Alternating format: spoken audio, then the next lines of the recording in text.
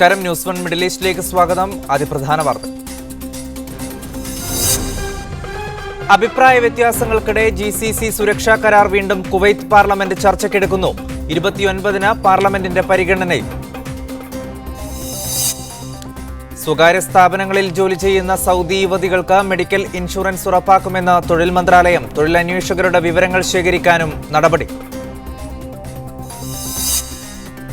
തുടർ പഠനത്തിനായി UAE-യിലെത്തിയ കുവൈത്ത് വിദ്യാർത്ഥികളെ പ്രവേശനാനുമതി നിഷേധിച്ചത് വിവാദമാകുന്നു. ഇമിഗ്രേഷൻ അധികൃതർ അകാരണമായി തിരിച്ചയക്കുകയായിരുന്നുവെന്ന് വിദ്യാർത്ഥികൾ. കോഴിക്കോട് വിമാനത്താവളത്തിൽ യാത്രക്കാർക്ക് ദുരിതം. ലഗേജുകൾ ലഭിക്കാൻ കാത്തിരിക്കേണ്ടത് മണിക്കൂറുകൾ. ഗബ്രിയേൽ ഗാർഷ്യ മാർക്കേസ് ഇനിയോർമ്മ. അന്ത്യം. 87-ാം വയസ്സിൽ മെക്സിക്കോയിൽ. വിശദമായ വാർത്തകളിലേക്ക്. അഭിപ്രായ വ്യത്യാസങ്ങൾക്കിടെ GCC സുരക്ഷാ കരാർ വീണ്ടും കുവൈത്ത് പാർലമെന്റ് ചർച്ചയ്ക്കെടുക്കുന്നു. രാജ്യത്തെ പാർലമെന്റ് അംഗങ്ങൾക്കും നിയമവിദഗ്ധർക്കുമിടയിൽ രൂക്ഷമായ അഭിപ്രായ വ്യത്യാസങ്ങൾക്കിടയാക്കിയ കരാർ ഈ മാസം 29-നാണ് പാർലമെന്റിന്റെ മുന്നിലെത്തുക. ചർച്ചയ്ക്ക് ശേഷം വോട്ടെടുപ്പിലൂടെ ഉടമ്പടി സംബന്ധിച്ച അന്തിമ തീരുമാനമുണ്ടാകും. ഫെബ്രുവരിയിൽ പാർലമെന്റിന്റെ പരിഗണനയ്ക്കെത്തിയ സുരക്ഷാ കരാർ രൂക്ഷമായ അഭിപ്രായ വ്യത്യാസത്തിനിടയാക്കിയിരുന്നു. കുവൈത്ത് ഭരണഘടന അനുശാസിക്കുന്ന തത്വങ്ങൾക്ക് നിരക്കാത്തതാണ് ഉടമ്പടിയിലെ പല വകുപ്പുകളുമെന്നാണ് എതിർക്കുന്നവർ ചൂണ്ടിക്കാണിക്കുന്നത്. രാജ്യത്തിന്റെ പരമാധികാരത്തെ ചോദ്യം ചെയ്യുന്ന തരത്തിലുള്ള പല നിബന്ധനകളും ഉടമ്പടിയിൽ കടന്നുവരുന്നുണ്ടെന്നും വിമർശമുണ്ട്.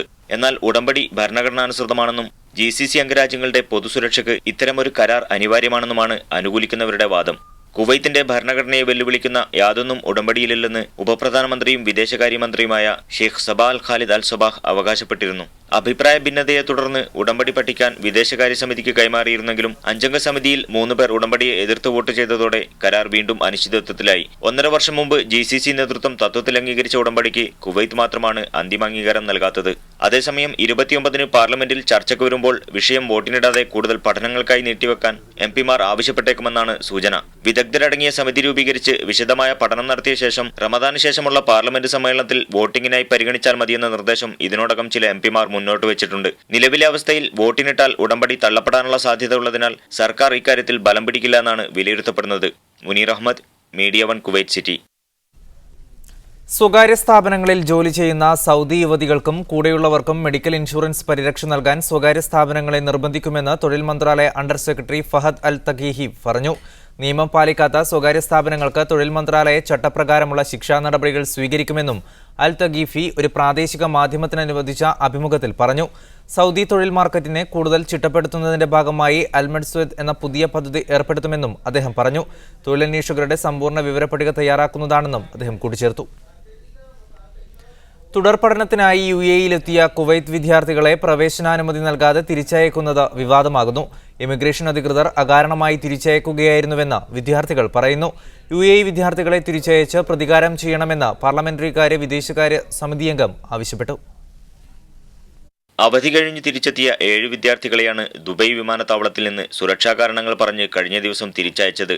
എന്നാൽ സൂക്ഷ്മമായ സുരക്ഷാ പരിശോധനകൾക്ക് വിധേയമാക്കാതെ അകാരണമായാണ് തങ്ങളെ തിരിച്ചയച്ചതെന്ന് മടങ്ങിയെത്തിയ വിദ്യാർത്ഥികൾ വെളിപ്പെടുത്തി. UAE-യുടെ നടപടിക്കെതിരെ പാർലമെന്റ് അംഗങ്ങൾ രംഗത്തെത്തിയതോടെ സംഭവം വിവാദമായിരിക്കുകയാണ്. പാർലമെന്റ് അംഗം ഹുസൈൻ അൽ ഖവായിൻ ഉൾപ്പെടെ നിരവധി MP-മാർ വിഷയത്തിൽ പ്രധാനമന്ത്രി നേരിട്ടിടപെടണമെന്ന് ആവശ്യപ്പെട്ടു. 2 മാസത്തിനിടെ ഇത് 2ാം തവണയാണ് കുവൈത്ത് വിദ്യാർത്ഥികൾക്കെതിരെ UAE ഇത്തരത്തിലുള്ള നടപടി കൈക്കൊള്ളുന്നതെന്ന് ആക്ഷേപമുയർന്നിട്ടുണ്ട്. കുവൈത്ത് വിദ്യാർത്ഥികളോട് ചെയ്തതുപോലുള്ള സമീപനം രാജ്യത്ത് തുടർപഠനം നടത്തിക്കൊണ്ടിരിക്കുന്ന UAE വിദ്യാർത്ഥികളോട് തിരിച്ചും ചെയ്യണമെന്ന് പാർലമെന്റിലെ വിദേശകാര്യ സമിതി അംഗം ഹംദാൻ അൽ ആസ്മി MP ആവശ്യപ്പെട്ടു. Media 1 Kuwait city. Corona virus ലക്ഷണങ്ങൾ അവഗണിക്കരുതെന്ന് കുവൈത്ത് ആരോഗ്യ മന്ത്രാലയത്തിന്റെ മുന്നറിയിപ്പ്. പനി, ചുമ, വയറിളക്കം, വയറുവേദന തുടങ്ങിയവ അനുഭവപ്പെടുന്നവർ പെട്ടെന്ന് തന്നെ വൈദ്യസഹായം തേടണമെന്നും മുൻകരുതൽ നടപടികളുടെ ഭാഗമായി പുറത്തിറക്കിയ പത്രക്കുറിപ്പിൽ മന്ത്രാലയം അറിയിച്ചു. ലോക്സഭാ തെരഞ്ഞെടുപ്പിൽ മികച്ച വിജയം കാഴ്ചവെക്കാൻ UDF-ന് കഴിയുമെന്ന് മന്ത്രി PK കുഞ്ഞാലിക്കുട്ടി. ഷാർജ KMCC-യുടെ ആഭിമുഖ്യത്തിൽ ഷാർജ ഇന്ത്യൻ അസോസിയേഷൻ നൽകിയ സ്വീകരണ സമ്മേളനത്തിൽ പ്രസംഗിക്കുകയായിരുന്നു മന്ത്രി. പ്രവാസികളുടെ യാത്രാ ദുരിതമടക്കമുള്ള നിരവധി പ്രശ്നങ്ങൾ സർക്കാരിന്റെ ശ്രദ്ധയിലുള്ളതാണെന്നും ഇവ പരിഹരിക്കാൻ കഴിയുന്നതെല്ലാം ചെയ്യുമെന്നും മന്ത്രി പറഞ്ഞു. Sharjah KMCC president TK Abdul Hameed അധ്യക്ഷത വഹിച്ചു. പുത്തൂർ റഹ്മാൻ ഉദ്ഘാടനം ചെയ്ത പരിപാടിയിൽ PV Abdul Wahab, PA Ibrahim Haji, Sharjah Indian association secretary K Balakrishnan, Ibrahim Elettil എന്നിവർ സംസാരിച്ചു. കോഴിക്കോട് വിമാനത്താവളത്തിൽ യാത്രക്കാർക്ക് ദുരിതം. ലഗേജുകൾ ലഭിക്കണമെങ്കിൽ മണിക്കൂറുകൾ കാത്തിരിക്കണം. കടുത്ത വേനലിലും AC പ്രവർത്തിക്കാത്തതിനാൽ വിയർത്തൊലിച്ചാണ് യാത്രക്കാർ പുറത്തിറങ്ങുന്നത്. 3 എക്സ്റേ മെഷീനുകളാണ് ഇവിടെയുള്ളത്. ഇതിൽ ഒരെണ്ണം പ്രവർത്തിക്കാതെയായിട്ട് വർഷങ്ങളായി. മറ്റൊരെണ്ണം മിക്ക സമയങ്ങളിലും പണിമുടക്കും. കൺവെയർ ബെൽറ്റുകളുടെയും സ്ഥിതി ഇതുതന്നെയാണ്. ആകെയുള്ള 3 ബെൽറ്റുകളിൽ ഒരെണ്ണം മാത്രമേ പ്രവർത്തിക്കൂ. കസ്റ്റംസ് ഹാളിൽ ഹാൻഡ് ബാഗേജ് പരിശോധിക്കാനും ആകെയുള്ളത് ഒരു സ്കാനർ മാത്രം. ഇത് കാരണം യാത്രക്കാർ സുരക്ഷാ പരിശോധനകൾ പൂർത്തിയാക്കി പുറത്തിറങ്ങണമെങ്കിൽ മണിക്കൂറുകൾ കാത്തിരിക്കണം. എന്താ കാരണം അറിയില്ല, പെട്ടി കിട്ടാൻ വൈകി. കഴിഞ്ഞ പ്രാവശ്യത്തെ പോലെ ഉണ്ടായിരുന്നു, നല്ല ലേറ്റ് ആയിട്ടാണ് പെട്ടി കിട്ടിയത്. 9:05 ലാൻഡ് ചെയ്ത ദുബൈ എമിറേറ്റ്സ് ഫ്ലൈറ്റാണ്. ഇപ്പോൾ ഇത്രയും സമയം 10:30 മണിയായി. ഇതുവരെ ആൾ പുറത്ത് വന്നിട്ടില്ല. ലഗേജ് കിട്ടിയില്ല, ഇതുവരെ കിട്ടിയില്ല. എമിഗ്രേഷൻ്റെ ലൈൻ എന്ന് പറയുന്നത് 200 മീറ്റർ ദൂരത്തിൽ ലൈൻ. അന്താരാഷ്ട്ര വിമാനത്താവളമാണെങ്കിലും ഇവിടെ ശീതീകരണ സംവിധാനം പ്രവർത്തിപ്പിക്കുന്നത് വല്ലപ്പോഴും മാത്രമാണ്. അസഹനീയമായ ചൂടും ലഗേജുകൾ കിട്ടാൻ വൈകുന്നതും കാരണം യാത്രക്കാരും വിമാനത്താവള ജീവനക്കാരും തമ്മിലുള്ള വാക്കേറ്റം ഇവിടെ പതിവാണ്. അതിനിടെ കരാർ ജീവനക്കാരുടെ മെല്ലെ പോക്കാണ് ലഗേജ് നീക്കം വൈകുന്നതിന് പിന്നിലെന്നും പരാതി ഉയർന്നിട്ടുണ്ട്. ഒന്നാമത് വർക്ക് സ്പീഡപ്പ് അല്ല, രണ്ടാമത് നമുക്ക് കിട്ടുന്ന ഫെസിലിറ്റീസ് പോരാ എന്ന് തന്നെ പറയാം. സ്റ്റാഫിൻ്റെ കുറവുണ്ട്, മറ്റുള്ള സൗകര്യങ്ങൾ കുറവായിട്ട് തന്നെ തോന്നുന്നു അനുഭവപ്പെടുന്നത്.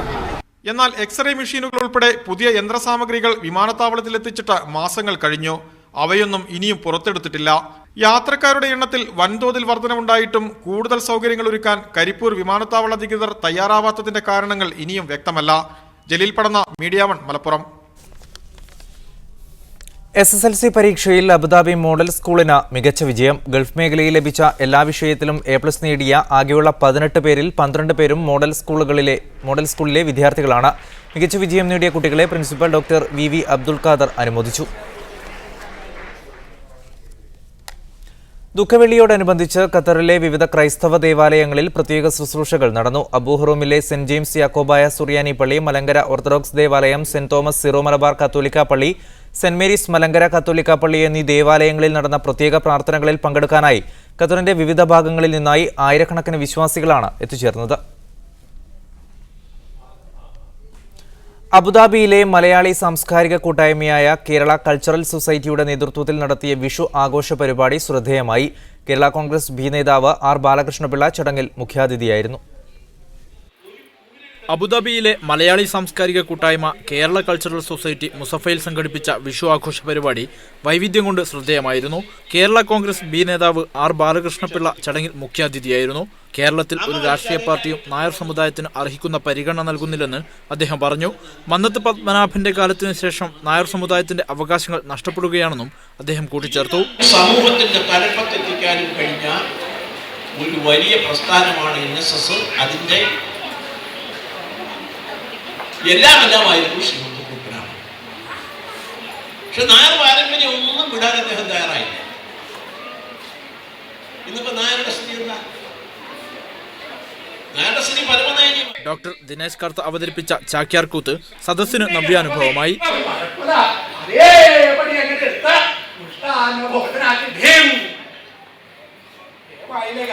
നിരവധി വിദ്യാർത്ഥികൾ അവതരിപ്പിച്ച വിവിധ കലാപരിപാടികളും ശ്രദ്ധേയമായി.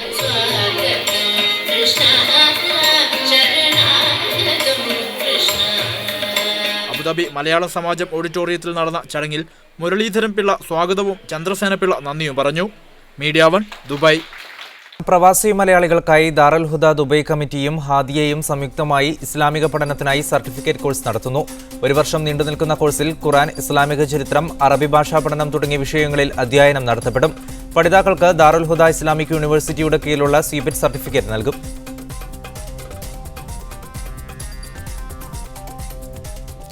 സമാധാനത്തിന്റെ മതമായ ഇസ്ലാമിന്റെ സന്ദേശം പരമാവധി ജനങ്ങളിലെത്തിക്കാൻ സംവാദങ്ങൾ അനിവാര്യമാണെന്ന് പ്രശസ്ത പണ്ഡിതനും കുവൈത്ത് മോസ് ഇമാമുമായ Sheikh Mishari Rashid Alafasy. Dubai world trade സെന്ററിൽ നടക്കുന്ന അന്താരാഷ്ട്ര സമാധാന സമ്മേളനത്തിലെ ആദ്യ സെഷനിൽ പ്രഭാഷണം നടത്തുകയായിരുന്നു അദ്ദേഹം. ജീവിതത്തിൽ സന്തോഷമുണ്ടാകാൻ ആന്തരിക സമാധാനം നിർബന്ധമാണെന്ന് പ്രവാചകന്മാരുടെ പാത എന്ന വിഷയം അവതരിപ്പിച്ച് സംസാരിച്ച അമേരിക്കൻ പണ്ഡിതൻ യൂസഫ് എസ്റ്റസ് പറഞ്ഞു. ഷെയ്ഖ് സൗദ് ഹാളിൽ നടന്ന ജുമുഅ നമസ്കാരത്തിന് ഷെയ്ഖ് അബ്ദുള്ള അൽ കമാലി നേതൃത്വം നൽകി. സലാല മദ്രസത്തുൽ ഇസ്ലാമിയയിലെ രക്ഷിതാക്കളുടെ സംഗമം MMI ഹാളിൽ നടന്നു. K ഷൗക്കത്തലി മാസ്റ്റർ ഉദ്ഘാടനം ചെയ്തു. മികച്ച വിജയം നേടിയ വിദ്യാർത്ഥികൾക്കുള്ള സമ്മാനദാനവും നടന്നു. KP അർഷദ്, K സാദിഖ് എന്നിവർ സംസാരിച്ചു. ഷാഹുൽ ഹമീദ് സ്വാഗതവും സാബു ഖാൻ നന്ദിയും പറഞ്ഞു. ഈച്ചരവാര്യരുടെ ഓർമ്മദിനത്തോടനുബന്ധിച്ച് ഖത്തറിലെ യൂത്ത് ഫോറം പ്രവർത്തകർ സംഘടിപ്പിച്ച നീതി നിഷേധിക്കപ്പെട്ടവർക്കുള്ള ഐക്യദാർഢ്യ സദസ്സ് ശ്രദ്ധേയമായി. ദോഹയിലെ യൂത്ത് ഫോറം ആസ്ഥാനത്ത് നടന്ന പരിപാടിയിൽ ഷാനവാസ് കൊല്ലം, രാജൻ ജോസഫ്, സമീർ കാളികാവ്, മൊയ്തീൻ മാസ്റ്റർ, റജീന അലി, ഷഫീഖ് പരപ്പുമ്മൽ തുടങ്ങിയവർ സംസാരിച്ചു. ഭരണകൂട ഭീകരതയോടുള്ള ഇരകളോടുള്ള ഐക്യദാർഢ്യം അറിയിക്കാൻ നിരവധി ചെറുപ്പക്കാർ ഒത്തുചേർന്നു. യുഎഇയിലെ നാട്ടിക മഹൽ നിവാസികളുടെ കുടുംബസംഗമം നാളെ വൈകുന്നേരം 4 മണിക്ക് അജ്മാനിലെ ടെറസ് ഹോട്ടൽ പാർട്ടി ഹാളിൽ നടക്കുമെന്ന് സംഘാടകർ അറിയിച്ചു. പത്മശ്രീ MA യൂസഫലി ഉദ്ഘാടനം ചെയ്യുന്ന ചടങ്ങിൽ യുഎഇയിലെ പ്രമുഖ വ്യക്തിത്വങ്ങൾ പങ്കെടുക്കും. മഹൽ നിവാസികൾ പരിപാടിയിൽ പങ്കെടുക്കാനെത്തണമെന്ന് സംഘാടകർ അറിയിച്ചു.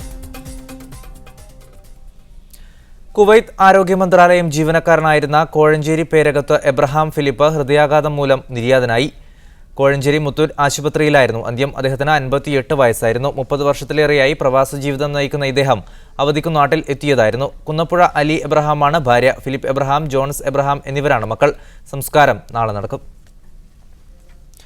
പ്രശസ്ത ജീവകാരുണ്യ പ്രവർത്തകനായ ഷെയ്ഖ് നാദിർ നൂരിയുടെ നിര്യാണത്തിൽ കേരള ഇസ്ലാമിക് ഗ്രൂപ്പ് അനുശോചനം രേഖപ്പെടുത്തി. ഇന്ത്യയിലും ലോകത്തിന്റെ വിവിധ ഭാഗങ്ങളിലും ഒട്ടേറെ ജീവകാരുണ്യ പ്രവർത്തനങ്ങൾക്ക് നേതൃത്വം നൽകിയ കർമ്മയോഗിയായിരുന്നു നാദിർ നൂരിയെന്നും ലളിത ജീവിതം നയിച്ചിരുന്ന അദ്ദേഹം ഇസ്ലാമിക പ്രസ്ഥാനങ്ങൾക്ക് വഴികാട്ടിയായിരുന്നുവെന്നും KIG അനുസ്മരിച്ചു. ഒമാൻ HSBC ബാങ്കിന്റെ ഇന്ത്യയിലെ മുഴുവൻ പ്രവർത്തനങ്ങളും ഖത്തറിലെ ദോഹ ബാങ്കിന് വിൽക്കുന്നു. ഇതോടെ കൊച്ചിയിലും മുംബൈയിലുമുള്ള HSBCയുടെ 2 ശാഖകളും ദോഹ ബാങ്കിന്റേതാകും. ഇതോടെ ദോഹ ബാങ്കിന് ഇന്ത്യയിലേക്കുള്ള കടന്നുവരവിന് അവസരമൊരുങ്ങുകയാണ്. HSBC ഒമാന്റെ ഇന്ത്യയിലുള്ള മുഴുവൻ ആസ്തികളും ഖത്തറിലെ ദോഹ ബാങ്കിന് വിൽക്കാനാണ് തീരുമാനം. ഇതു സംബന്ധിച്ച് 2 ബാങ്കുകളും കരാർ ഒപ്പിട്ടു. HSBC മസ്കത്ത് ഓഹരി വിപണിയിൽ നൽകിയ റിപ്പോർട്ടിലാണ് ഇക്കാര്യം വെളിപ്പെടുത്തിയത്. കരാർ പ്രകാരം ഇന്ത്യയിലെ 5250 കോടിയുടെ ആസ്തിയും മുഴുവൻ ജീവനക്കാരും ദോഹ ബാങ്കിന് സ്വന്തമാകും. മുംബൈയിലും കൊച്ചിയിലുമാണ് HSBC ഒമാന് ശാഖകളുള്ളത്. ഇന്ത്യയിലേക്ക് പ്രവർത്തനം വ്യാപിപ്പിക്കുന്നതിന് ദോഹ ബാങ്ക് അടുത്തിടെ ലൈസൻസ് നേടിയിരുന്നു. ഇന്ത്യയിലെ പ്രവർത്തനങ്ങൾ സംബന്ധിച്ച് മുംബൈയിലും ചെന്നൈയിലും ദോഹ ബാങ്ക് ബാങ്കിംഗ് വിദഗ്ധരുമായി ചർച്ചയും സംഘടിപ്പിച്ചിരുന്നു. ദോഹയിൽ മാത്രം 31 ശാഖകളുള്ള ദോഹ ബാങ്ക് ലോകത്തിലെ വൻ നഗരങ്ങളിലെല്ലാം പ്രവർത്തിക്കുന്നുണ്ട്. ഇവരുടെ കടന്നുവരവ് കൊച്ചിയിലെയും മുംബൈയിലെയും ബാങ്കിംഗ് രംഗം കൂടുതൽ സജീവമാക്കുമെന്നാണ് പ്രതീക്ഷ. Shinob Shamsuddin, media 1, Muscat.